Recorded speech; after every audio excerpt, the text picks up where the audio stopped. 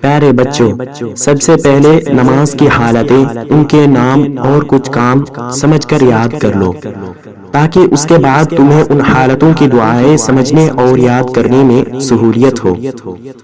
نماز کی حالتیں اور اس کے کام۔ قبلہ، جس طرف منہ کر کے نماز پڑھی جاتی ہے اس کو قبلہ کہتے ہیں۔ ہمارا قبلہ پچھم کی طرف ہے۔ اذان، لوگوں کو ہر فرد نماز کے وقت کی خبر دینے اور بلانے کے لیے مسجد میں بلند آواز سے کچھ کلمات پکارے جاتے ہیں، اسی پکار کو اذان کہتے ہیں۔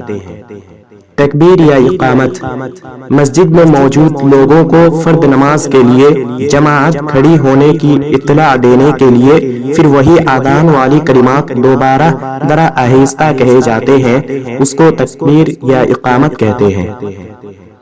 مؤذن، اذان کے کلمات پکارنے والے کو مؤذن کہتے ہیں۔ امام، وہ نمازی جو صفوں سے آگے بڑھ کر دوسرے لوگوں کو بلند آواز سے نماز پڑھاتا ہے، اسے امام کہتے ہیں۔ مقتدی، امام کے پیچھے جتنے لوگ نماز پڑھتے ہیں وہ سب مقتدی کہلاتے ہیں۔ مسبوق، اس نمازی کو کہتے ہیں جو ایک یا دو رکعت نماز ختم ہو جانے کے بعد جماعت میں آ کر ملے۔ منفرد، اکیلا نماز پڑھنے والے کو منفرد کہتے ہیں۔ جماعت، بہت سے لوگ ایک ساتھ مل کر اور صفیں باندھ کر جو نماز پڑھتے ہیں وہ جماعت کی نماز کہلاتی ہے۔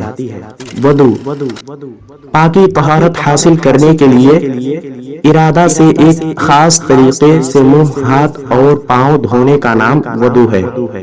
تیمم، پانی کے بجائے مٹی سے پاکی حاصل کرنے کو تیمم کہتے ہیں۔